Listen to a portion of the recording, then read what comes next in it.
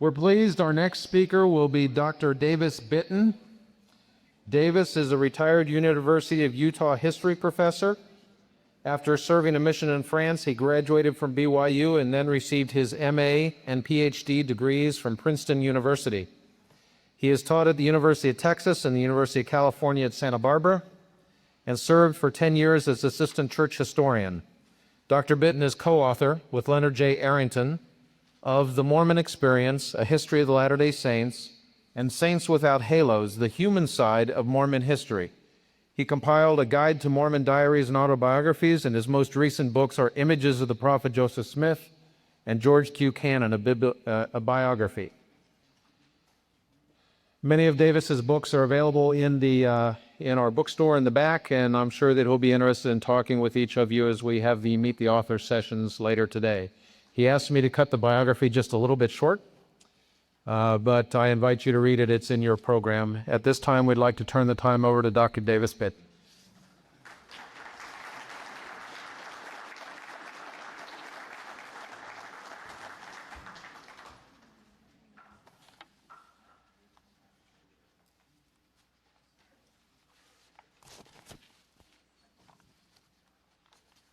You have two previous papers on homosexuality and feminism. It's hard to revert back to the distant historical past, but I've been told that some of the issues that trouble some of our members and others are historical issues, and so I've decided to talk a little bit about my perspective under the title, I Don't Have a Testimony of the History of the Church. I don't have a testimony of the history of the church. That's why I can be a historian and also a believing Latter-day Saint.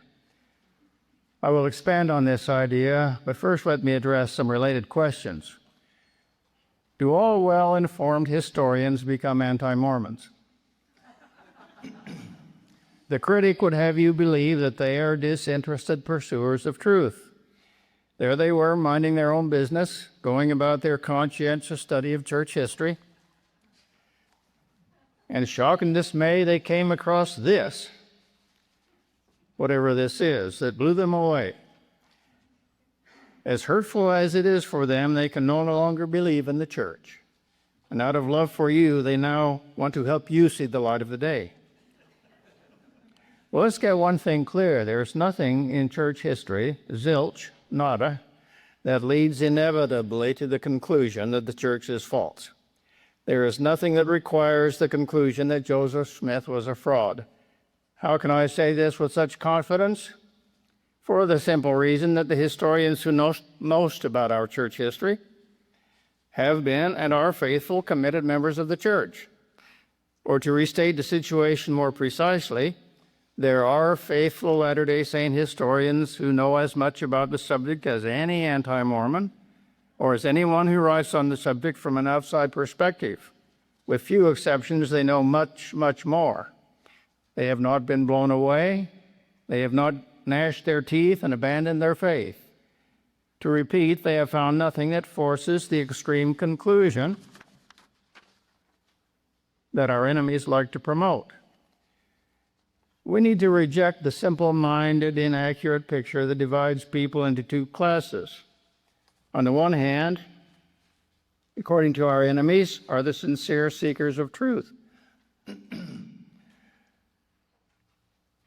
On the other, the sincere seekers of truth, full of goodness and charity. On the other hand, in their view, stand the ignorant Mormons. Even the faithful Mormon scholars, according to them, must be ignorant. Otherwise, they are dishonest, playing their part in a conspiracy to deceive people. Can we see how ridiculous this picture is? It is a travesty on both sides. Many Latter-day Saints may not know their history in depth, but some of them know a good deal. As for Latter-day Saint scholars, as a group, they compare favorably with any similar group of historians. It will not do to charge them with being dishonest. I happen to know most of them and have no hesitation in rejecting this smear of their character.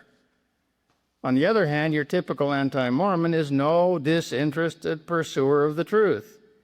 If you are confronted with a problem or some kind of non-faith promoting take on church history, the chances are that your willing helper can lay no claim to doing any significant research in Mormon history. Oblivious to the primary sources, unread in the journal literature, the critic has picked up his nugget from previous anti-Mormon writers and offers it to you as though it is a fresh discovery. Most of the time, it is anything but new. It is a stock item in a litany of anti-Mormon claims that serve their purpose. It is a broken record. Well, why does it accomplish anything? Because they don't tell you how stale it is, and of course will not let you know where answers have already been provided. To you, it is new, or may be new, and following into the trap, you think you have been deceived by the church. And here is something that is seriously damaging to the restored gospel. Like peddlers of snake oil from time immemorial, the critic is willing to take full advantage of this situation. A recent man with a broken lance provides us with a good example of the impression they wish to convey.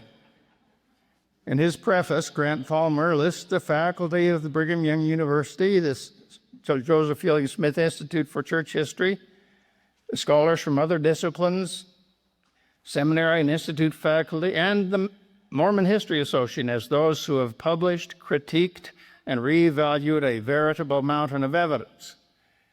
The impression he wishes to leave is that all these people reject traditional church history, favoring his own interpretation. Question time. How many historians who are deeply familiar with the sources on Mormon origins still find it possible to remain in the fold and are not swept away by the breezy arguments that this book presents? Palmer doesn't tell us. There are quite a few things he doesn't tell us. We might start with a few names like Richard Bushman, James B. Allen, Glenn Leonard, Richard Anderson, Larry Porter, Milton Backman, Dean Jesse, and Ronald Walker, all of whom are thoroughly familiar with the issues and sources. Joining their ranks are younger historians like Stephen Harper and Mark Ashurst McGee, and I have left out many other names. I am not claiming that all historians are believing Mormons. That would be patently absurd. The person who approaches Mormons and their history for the first time and tries to evaluate the historiography discovers that from the beginning, disbelieving historians have written about these events. They will also come across historians like Hubert Howe Bancroft, who simply put the truth question on the shelf. No one denies that such approaches are possible. But our novice will also quickly discover important work by Latter-day Saint scholars. In other words, those who know most about Mormon history do not simply and inevitably join the ranks of the disbelievers. It is quite possible, apparently, to know a great deal about Mormon history and still be a practicing, believing Latter-day Saint. Why do I spend time insisting on this simple, obvious fact? Because our opponents want to leave the opposite impression, and because for many Latter-day Saints it is sufficient to know that faithful historians who are thoroughly familiar with the issues do not accept the interpretations and conclusions of the would-be destroyers of faith. I have not discussed any specific historical issues. My point is simpler than that. It is simply this. Historians who have devoted many years of study to this material and to these issues have not felt compelled to abandon their faith in the restored gospel. Expectation. May I reminisce just a little? The year was 1979. Leonard Arrington and I had just published a one-volume history of the church entitled The Mormon Experience, a history of the Latter-day Saints.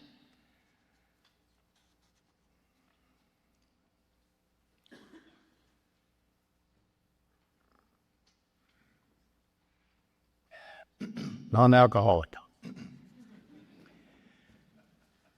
The story behind the story is that this work was intended primarily for the non-Mormon audience. To reach that audience, we had to have a national publisher. Alfred Knopf or any other publisher of the same stature would not, we realized, allow us to publish a propaganda tract for the church. To communicate with a general reading audience, we had to use terminology that would be understood, meaning that we had to avoid in-house terms and expressions that may be appropriate for our manuals and other books written for church members.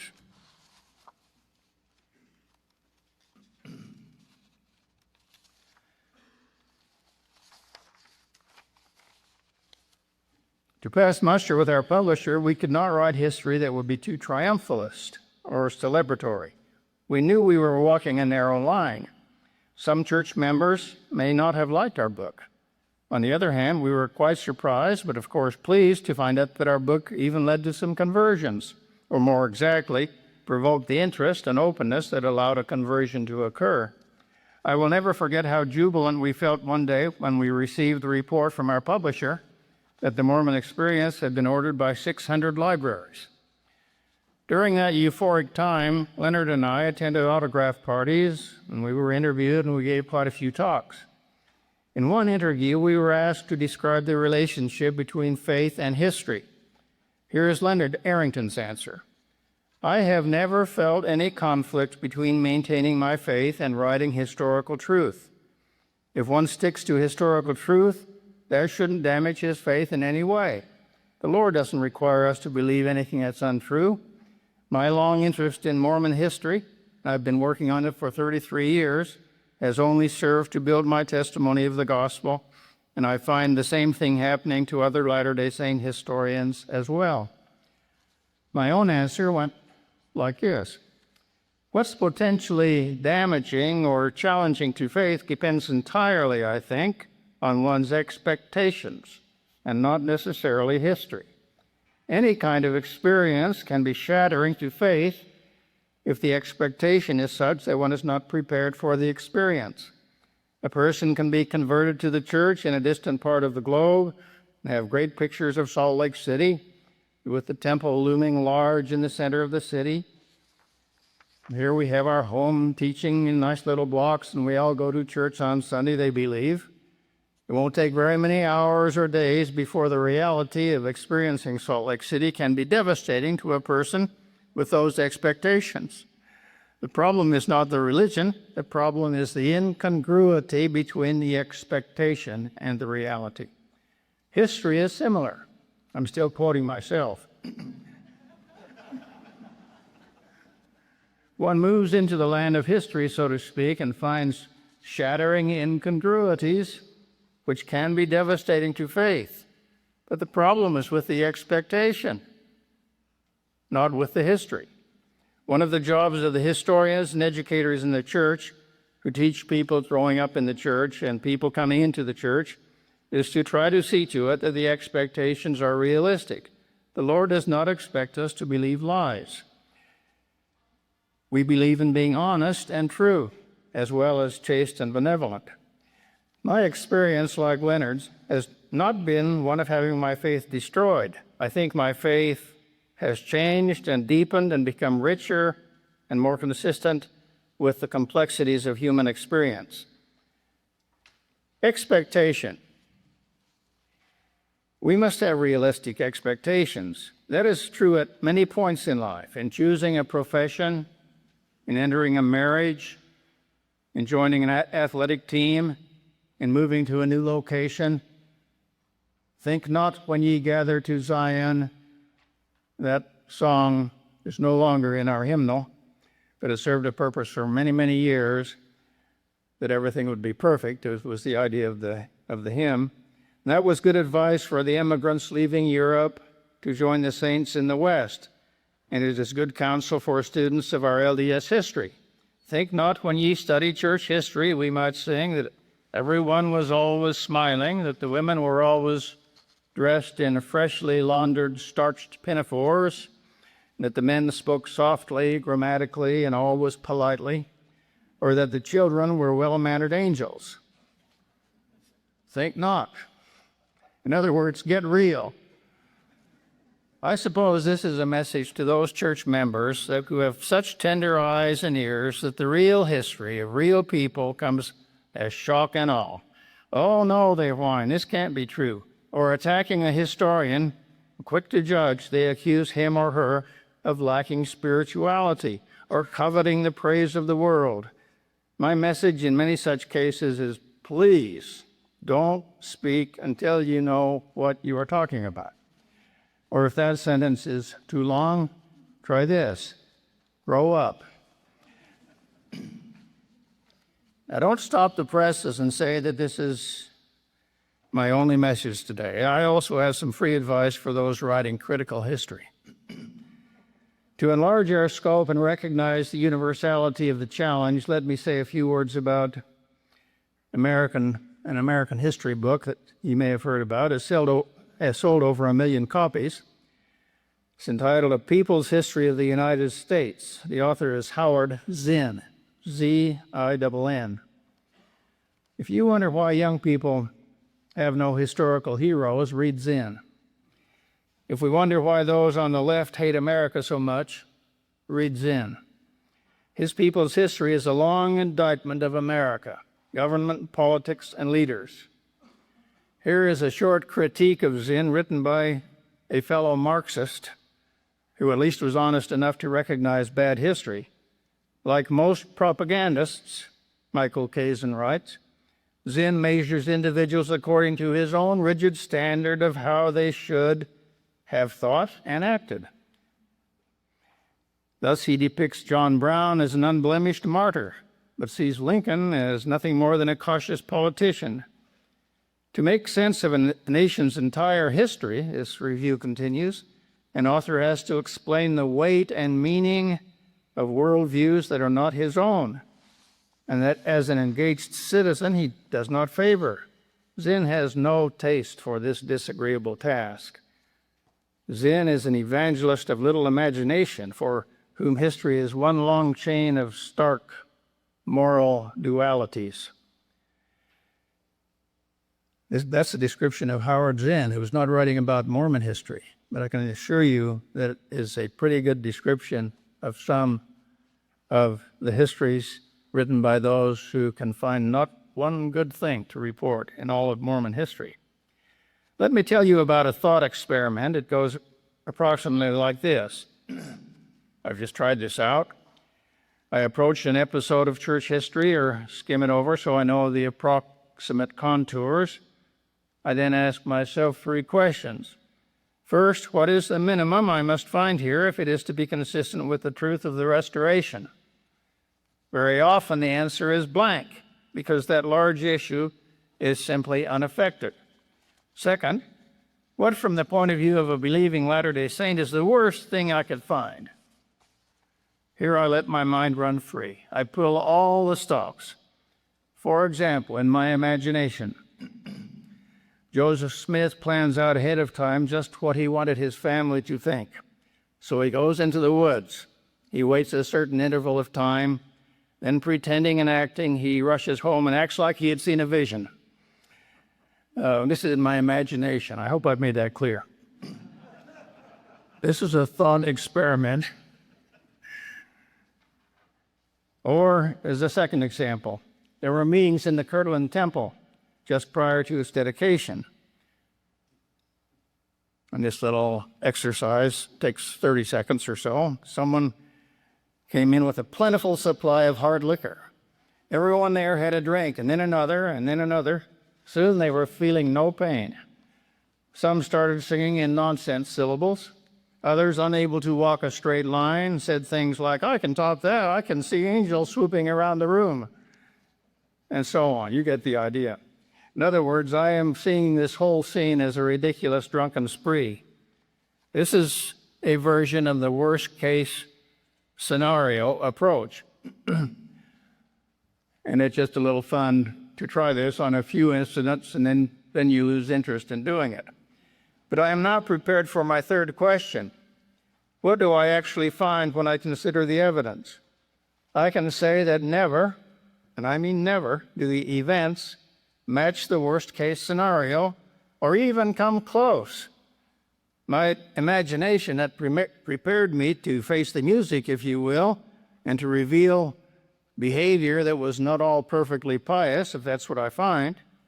But every time I go through this exercise, I end up with the same conclusion. Yes, there were different personalities, mistakes may have been made, and so on. But there is nothing here, nothing so disabling that I must collapse in a swoon with the certain knowledge that Mormonism is rotten, bad, false, lacking in authenticity. It's just not there. Of what do you have a testimony? A number of years ago,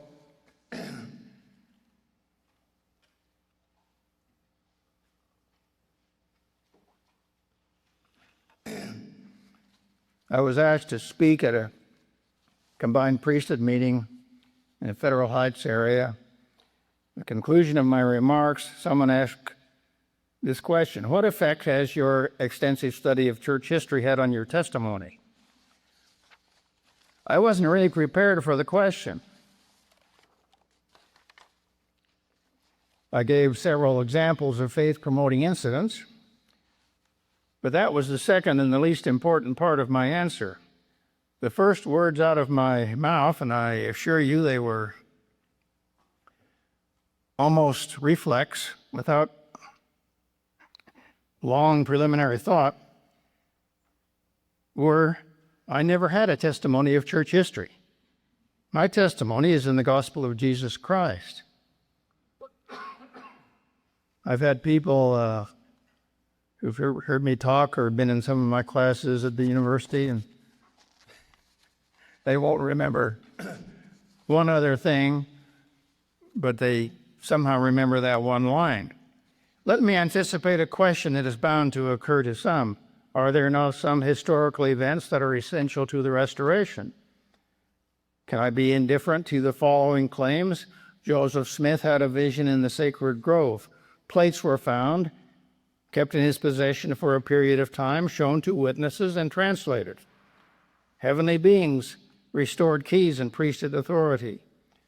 The list could be lengthened, but let us stop with those. These are historical events, if you will, events that occurred in historical time, but not a single one of them is subject to proof or disproof by historians. If I have a testimony of these events, it is not because of my advanced historical training or many years of delving into the primary documents of church history. My friend and colleague at the University of Utah, who taught Utah history for many years, was David Miller. David E. Miller. He taught a course in Utah history that was popular among all kinds of students. After summarizing the first vision, he said, now you can't prove things like this by historical evidence. You can't disprove them either. Bearing no testimony, but also using no ridicule, Professor Miller noted what Joseph Smith said, and then moved on to follow the history of the people who accepted the prophet's leadership. Well, short of being present during these transcendent manifestations, and let us say recording them with a camcorder, all we can do is quote what people said about them. If any of us have a testimony of their historicity, it is not because of the kind of evidence that would stand up in a courtroom. It is because we believe other witnesses. It is because we have our own spiritual confirmation. I am not required to let historians determine for me what I will believe. When I say I don't have a testimony of church history, I mean that the gospel of Jesus Christ is not subject to the scrutiny by the feeble tools of the historian. The creation, the fall, the redemption, the merciful plan of the great Creator, all of these elements are simply not subject to proof or disproof by looking over old documents. On the other hand, the people who believed and accepted those doctrines are proper subjects for historical inquiry. In their achievements and failures, their high points and low, their trials and triumphs, in all the crooked timber of their humanity, these are imperfect people on the Lord's errand. They stumble and fall. They pick themselves up. They complain and lose their tempers. They become discouraged. They sometimes abandon ship. No one ever said the history of the church was the history of perfect people. In fact, if I understand correctly, the church is for the perfecting of the saints. Well, now, what was this religion they had subscribed to? If the Latter-day Saints in 1840 or 1870 or 1950 or 2004 were asked to lie, cheat, and steal, to be thoroughly bad people, let's hear about it. Let's see the evidence. Such a case cannot be made by any fair-minded investigator, but I don't doubt for a minute that those capable of making disgraceful documentaries, like the Godmakers, would like people to believe the worst of the Mormons. The makers, promoters, and distributors of such scandalous misrepresentations are possessed of a spirit, but it is not the spirit of kindness, not the spirit of charity, and not the spirit of truth. Consider the inexhaustible resource of material unscrupulous anti-Mormons can draw upon from 17 decades of church history. With people joining the church from different backgrounds, with human differences that inevitably manifest themselves, there will be examples of just about everything. You want a Mormon who was a thief, an embezzler, a grave robber, a cannibal? You want a Mormon who was not always in perfect control of his life and who made mistakes? That's too easy. As J. Golden Kimball might have said, hell, we can come up with cross-dressers, plagiarists, forgers. If you need someone who could recite the Articles of Faith and the Protocols of Zion while hanging from his knees on a flying trapeze, we can probably oblige you.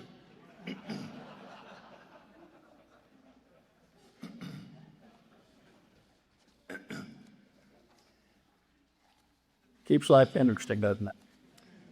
Dipping into this huge reservoir of human beings, plucking examples that suit their purpose, anti-Mormons will delight audiences already disposed to viewing Mormons as strange, unenlightened people.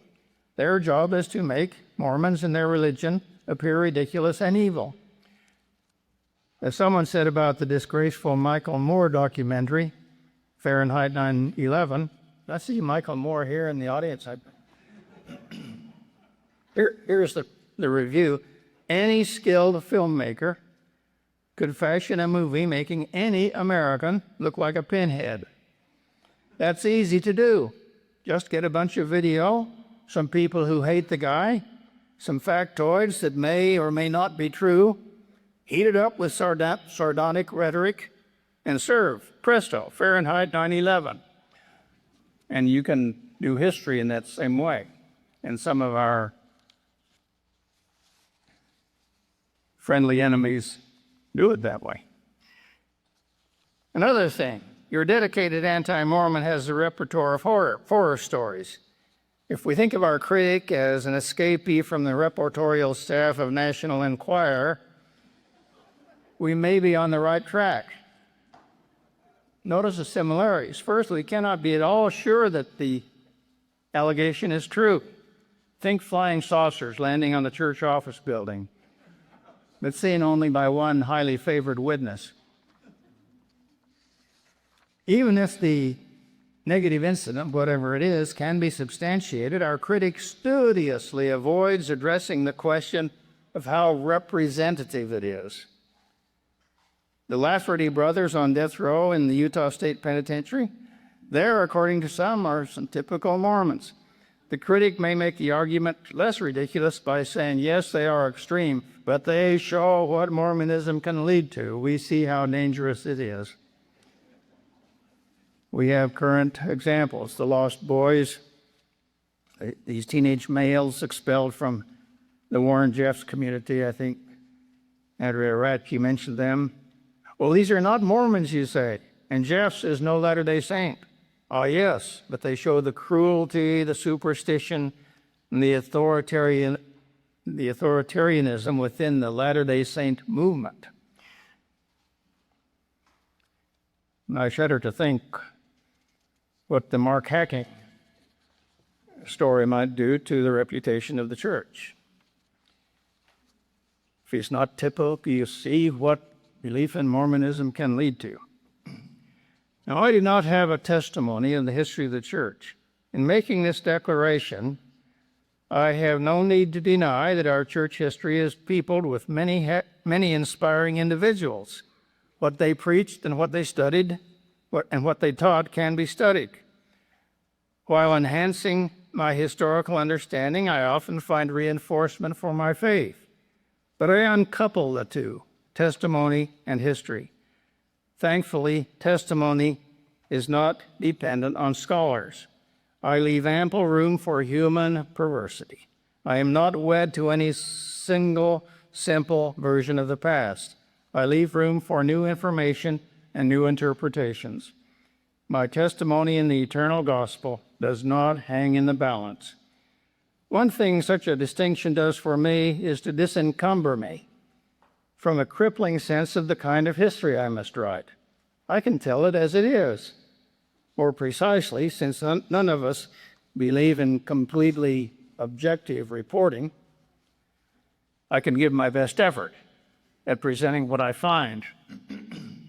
I don't have to be running scared all the time, fearful that I may something or quote something that will shake up poor little sister Blavatsky or new convert brother Campanella. I won't take delight in affronting them, but I should be able to study myself and give my best effort to understanding the personalities and the events. So I studied the colonization of the Little Colorado in 1876. What a terrible assignment that was. Leader of the colonists was Lot Smith, a veteran of the Utah War. Tough and strong in his leadership, Lot Smith did not please everyone. He was no namby-pamby. But my history reports what I discovered, trying to be fair to all. For you see, I don't have a history. I don't have a testimony of the history of the church.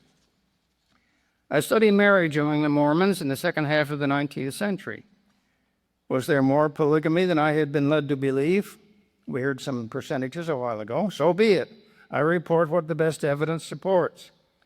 Were there more than a few examples of unhappy plural wives and more divorces than we had realized? So be it. I report what I find. I don't lean all the way in the other direction, mind you, but I report what I find, for I don't have a testimony of the history of the church. Did many of Joseph Smith's, we're moving backward in time, did many of Joseph Smith's neighbors sign affidavits describing him in unfavorable terms? Well, so be it. I report that fact. In order properly to evaluate these, I consider the agenda of the man who gathered them, compiled them, and often wrote them for the signature of people. I certainly weigh into the balance the testimony of others who describe Joseph in very different terms, but we're trying to get at the truth here, or as close to it as we can. I don't have a testimony of the history of the church. What kind of history do we need? I think we're on the home stretch here. What kind of history do we need? For practically all the questions that seem to trouble people or that are used in an effort to dislodge members from their faith, satisfactory answers are available. Answers are there for the sincere truth seeker. Without naming names for fear of leaving someone out, I think it is obvious that the Church of Jesus Christ of Latter-day Saints has a number of ready and highly skilled defenders, some of them in this room. I commend the members of this organization as well as others who have entered the fray. In many instances, the answers they provide are decisive, leaving the critic with no leg to stand on. There is always work to do, new questions, and some that require answers more profound than the initial defenders have come up with. But obviously, we are not tongue-tied and helpless. The hope of the detractors, of course, is that they will reach with their jaundiced version people who are unaware of what the defenders have already made available. And sadly, when much of our population is made up of non-readers, a well-placed fiery dart of the adversary might be fatal. When I was in graduate school, one of our seminars included a unit on the Counter-Reformation, or the Catholic Reformation, as it's sometimes called, of the 16th century. For over 30 years of university teaching, I have introduced undergraduate and graduate students to this subject. My own understanding of the Catholic Reformation of the 16th century moved up by a series of steps. First, I knew some treatments of the subject in Latter-day Saint lesson manuals. That was when I was pre-university. Then as an undergraduate, I deepened my factual knowledge by reading a reasonably good chapter in a standard textbook. The Counter-Reformation was pretty much depicted as a belated response to the Protestant challenge. Some of the manifestations, the rise of the Jesuit order, the Council of Trent, even the lamentable massacre of St. Bartholomew's Eve in France, could easily be interpreted as further evidence of the corruption of Roman Catholicism. The popes are often presented as the bad guys of Christian history. As a teenager, I had been introduced to this negative view of the popes. I knew a few names like Innocent III and the infamous Alexander VI, but I understood very little. On the graduate level, you simply don't get away with the textbook level of understanding. I took it upon myself to read Leopold von Ranke's 3-volume history of its popes.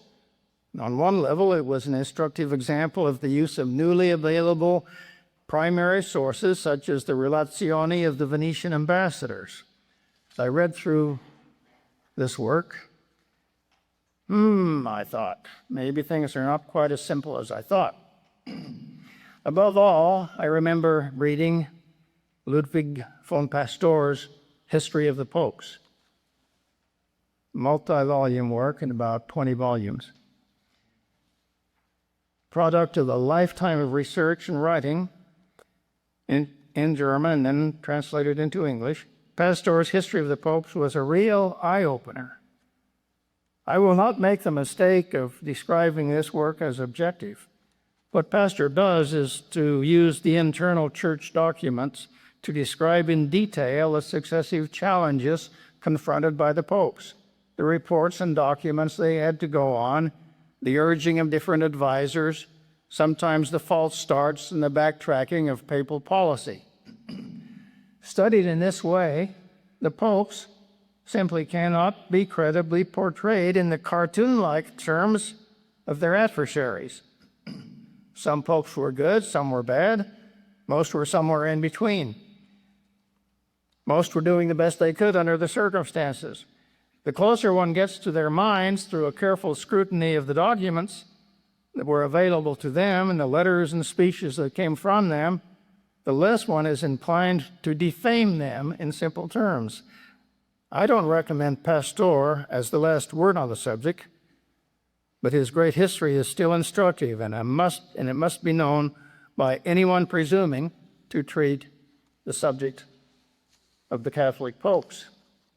Some of you have already anticipated my conclusion.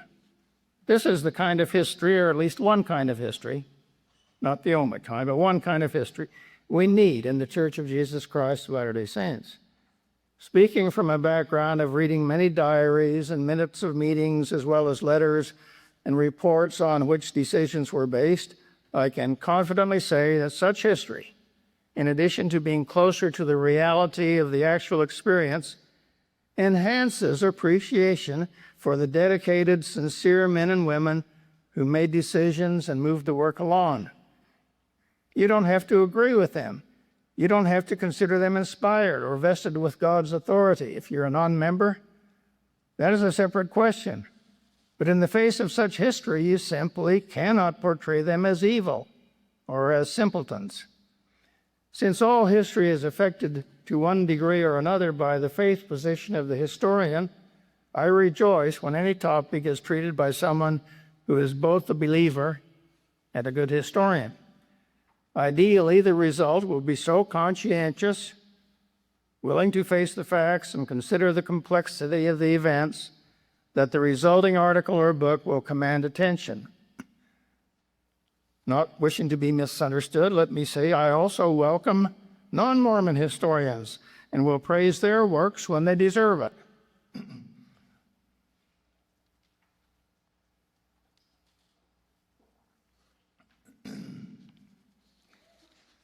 Consider a current example. The Mountain Meadows Massacre of 1857 has been a cause célèbre ever since. Anti-Mormons have loved that event.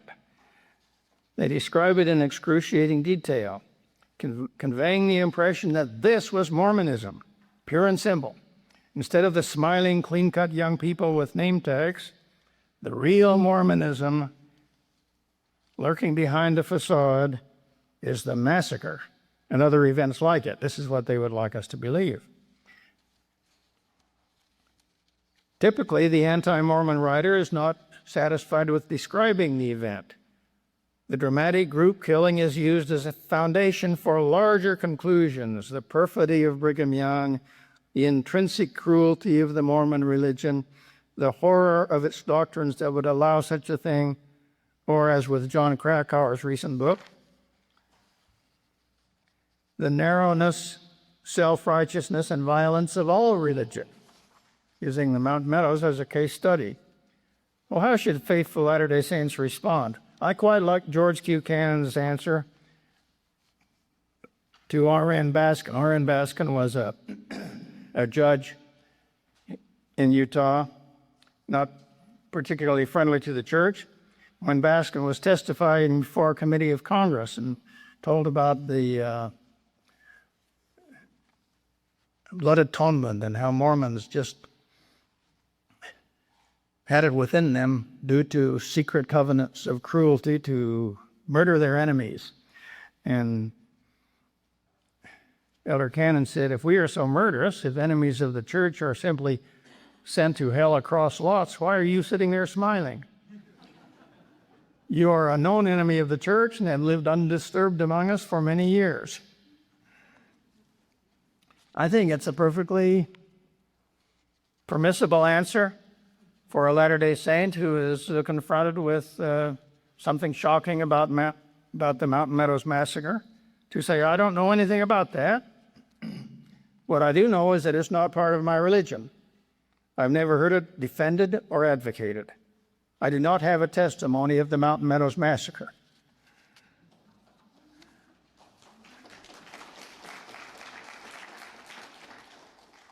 We're talking about what historians can do. The best response to bad history is to write good history. Juanita Brooks wrote one such work. During the past year or two, new attackers have entered the fray, as you know, recounting the massacre in all its horror, and this time laying the responsibility squarely on Brigham Young. And I wish I knew the complete story behind that story. Individuals of means are willing to subsidize works of this kind. And not surprisingly, there is an audience out there ready to publicize it and lap it up. Now, instead of simply writing a review, and there have been reviews written, and the Fair Side has some items, and Farms has some reviews. But in addition to that, 3 historians have undertaken an exhaustive study of the Mountain Meadows Massacre. Richard Turley, Ronald Walker, and Glenn Leonard are in the final stages of a book that fully satisfies what I urged earlier. It will be thorough, using more sources than anyone else has ever used. It will be comparative. It will place the event in its wartime context. It will be the book that anyone who presumes to write on a subject simply must come to grips with. Bad history, the attack history of the anti-Mormons, will be shown for what it is by superior history. Is not this a model? One can think of a series of controversial and problematical episodes of our church history. With newly available sources, with fresh questions, they are ripe for re-examination. And I'm not giving you an exciting original idea that no one else has ever thought of. Some articles and books have already done what needs to be done, but there is much yet to do. We can be sure that our worthy opponents will not close up shop and will not cease to mine Mormon history for anything negative they can use. And if many Latter-day Saints simply ignore their attacks, I am not surprised. After all, they have careers to pursue, families to raise, callings in the church to perform. Without seeming hugely upset over incidents in our church history. They have work enough to do ere the sun goes down. But we also have historians, both professional and amateur. They also have a work to do. I don't mind calling on our apologists, including those present here today, to write good history. You need not embark on the huge multi-volume project, like Pastor's 20 volumes. It can be a study of one incident or one problem, eventuating in an article or a 2-page response. If it is a historical question, let our treatment be good history. Simply treat a given topic in a way that satisfies any honest reader and in a way that meets the accepted standards of scholarship. Some of our apologists are already doing this, and I acknowledge that and appreciate it. They have defined a historical problem with precision, examined all the evidence, subjected it to the necessary critical analysis, and presented their findings. Those with the requisite training, skills, and time will continue to do this, making a contribution and perhaps even producing major works of history. The evildoers can humans fret, can use their tiresome tactic of labeling the work as apologetic. You notice how they think that's some kind of wonderful argument? But if they are not brain dead, what they are really thinking is, hey, these guys are good. This is good history.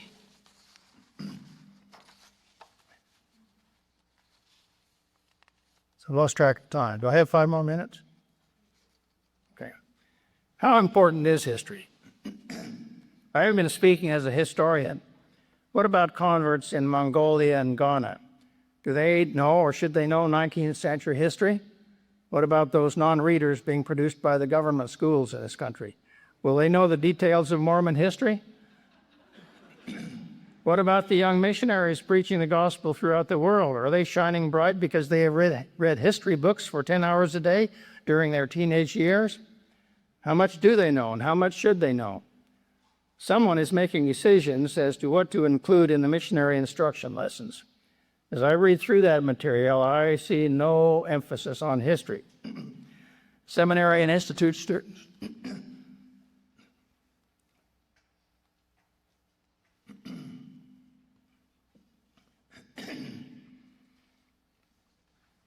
Thank you for your patience. You start to fall apart after a certain stage of life. Seminary and institute students throughout the world take courses, and some of them they get a certain amount of church history, especially as background to the revelations in the Doctrine and Covenants. In their gospel doctrine Sunday school classes, Latter-day Saints throughout the world study sequentially the Old Testament, New Testament, Book of Mormon, Doctrine and Covenants. Only in the Doctrine and Covenants course is some historical background sometimes included. And even there, the emphasis is on the spiritual and doctrinal content. Finally, at present and for the past few years, priesthood and relief society lessons have devoted a year of study to one of the presidents of the church. Some historical background is provided, but once again, the emphasis is on the doctrinal teachings. The message that comes across to me, loud and clear, from all of these directions, is simple.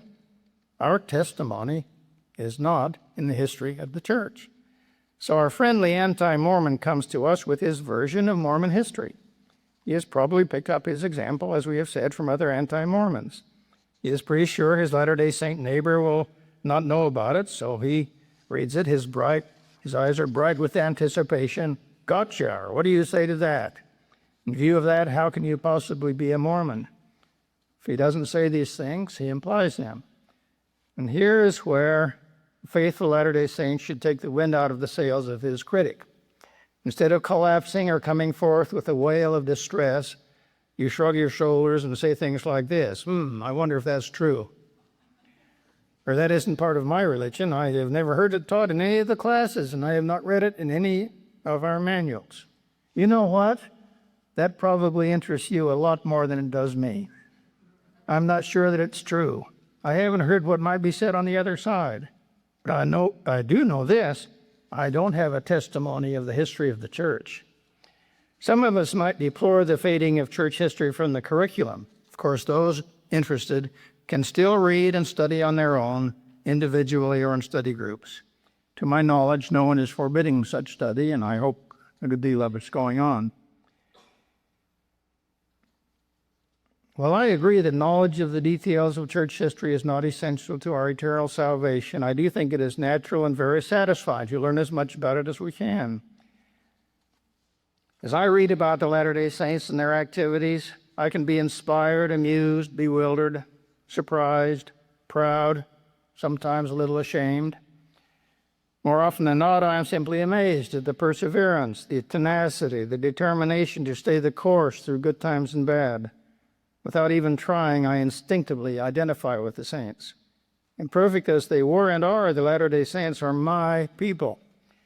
But my testimony is not in them, and I hope theirs is not in me. Brigham Young once made a statement about Joseph Smith that our enemies like to smack their lips over, missing its point completely. How they love to misuse it.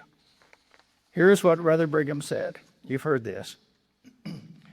I reflect a conversation I had with a priest who was an old friend of ours before I was personally acquainted with the prophet Joseph. I clipped every argument he advanced until at last he began to rail against Joe Smith, saying he was a mean man, a liar, a money digger, a gambler, a whoremonger. And he charged him with everything bad that he could find the language to eat better. I said, hold on. Here is the doctrine. Here is the Bible, the Book of Mormon, and the revelations that have come through Joseph the prophet. I have never seen him and do not know his private character. The doctrine he teaches is all I know about the matter. Bring anything against that you can. As to anything else, I do not care. If he acts like a devil, he has brought forth a doctrine that will save us, if we will abide it.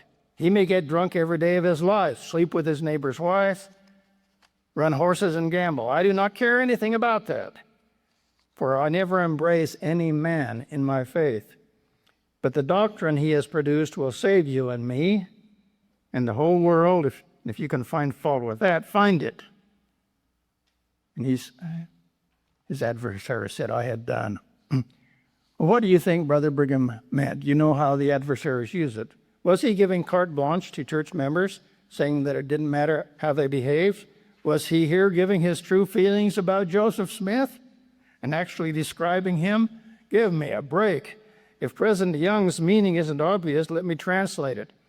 The truth of the gospel and the divinity of Joseph Smith's calling as prophet of the restoration do not depend on his behavior as a human being and do not require perfection in his life. Did Brigham really think that Joseph was a moral reprobate?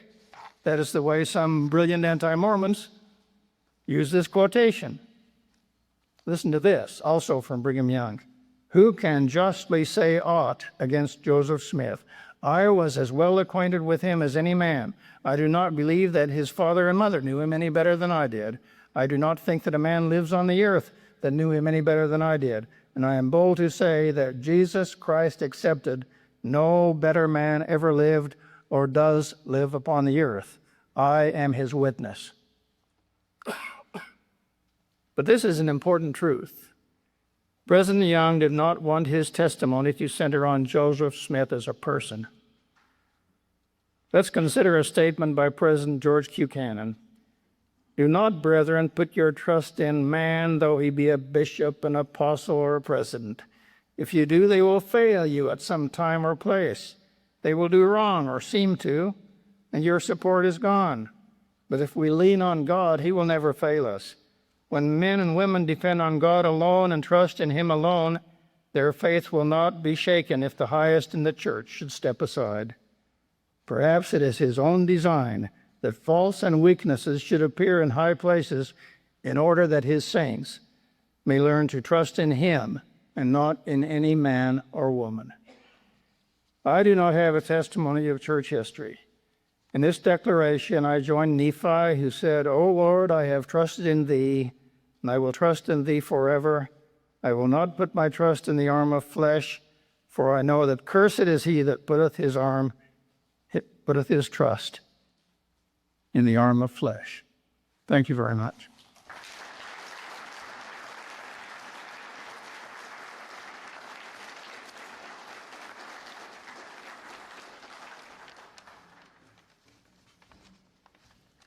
We have just time for a few questions here, and I'll present these to you, and you can answer them as you'd like.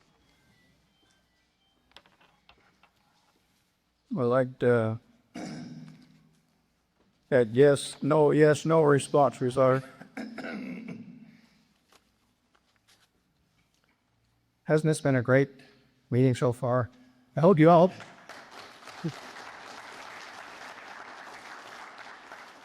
I'm not meaning to praise myself there, but I hope you all know about the website of Brent Gardner. I'm a gospel doctrine teacher, and I turn to that on a regular basis. He has a commentary on the Book of Mormon, book by book, chapter by chapter. If you don't know about it, check it out. Critics often use the Journal of Discourses to discredit the church. Is the Journal of Discourses considered church doctrine? No. It's very useful to historians, but you have to know how to use it and be honest and understand what's going on. Just to pluck out a quotation completely out of context, that's a shameful way to proceed. A recent article in Sunstone depicted you as a mean Mormon. Guilty.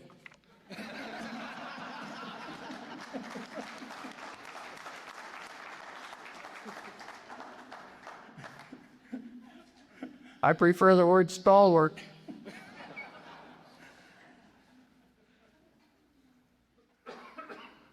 Please share your view on Leonard Arrington's testimony. There are many in the new Mormon history circles who see him as their historian. Leonard had a testimony. He and I were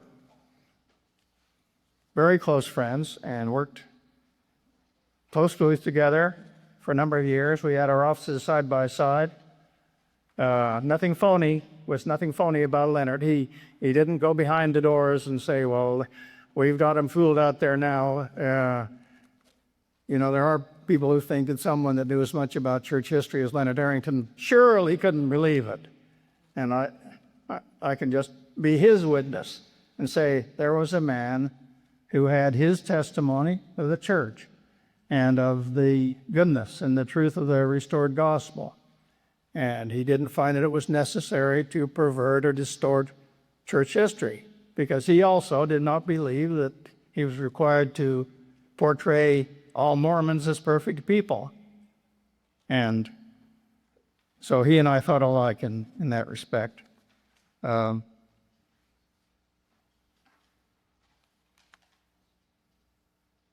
not going to talk about polygamy.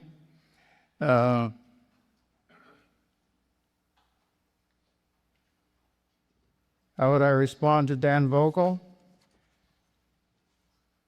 Too much there to try to respond in 2 minutes. He says he's written several books and assembled a lot of source material. I will say this, that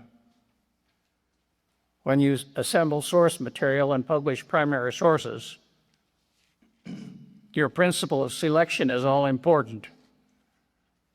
And I think we have reason to be suspicious that there is a principle of selection and work there that is not friendly to the claims of the church, but I'm sure he has done some useful things.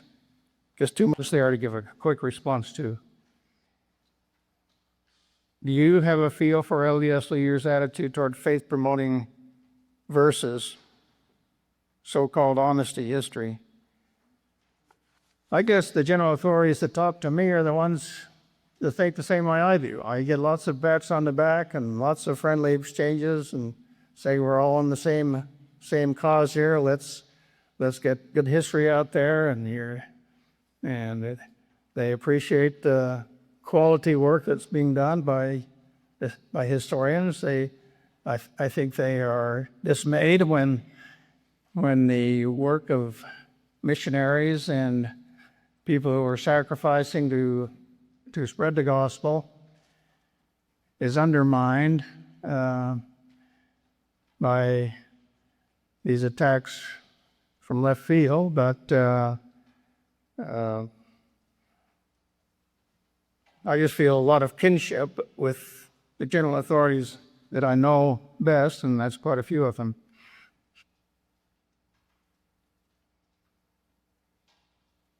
Certainly our people have shown conduct no worse than Moses' people. And the massacre at Mountain Meadows was no worse than the massacre at Shechem. Yes, that's a wonderful observation. Be nice to pursue that. This is saying that we can find parallels in the biblical times, especially Old Testament times, and we are simply repeating some of the same things. Do you feel that the rise in popularity of historical fiction risks playing a negative role in the lives of the saints?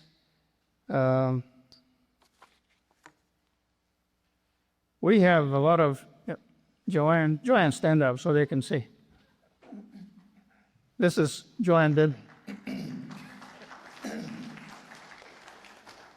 And I say things like, no, I don't want to talk at a fair. She said, get up there. You need to share, but you had to share, and so here I am. But we have a lot of grandchildren. How many do we have? 50? More than 50. See, I can't even keep track. Would you believe it if I said that some of them are non-readers? Do any of you have children or grandchildren that don't read or don't read very much? That's the preface to saying I was kind of grateful for the work on the glory when it came along, because some of those non-readers read that, and they learned a little church history, and they developed a little feeling of sympathy and relationship there, and they knew some of what had happened at Nauvoo, et cetera, et cetera. Now, it's not my kind of history. I prefer Glenn Leonard's recent book on Nauvoo, which you won't read in 5 minutes, but which I recommend to all of you. But our teenage grandchildren are not going to read that. So I think maybe some historical fiction serves a purpose, but it is historical fiction and not history. Thanks, brothers and sisters, I appreciate it.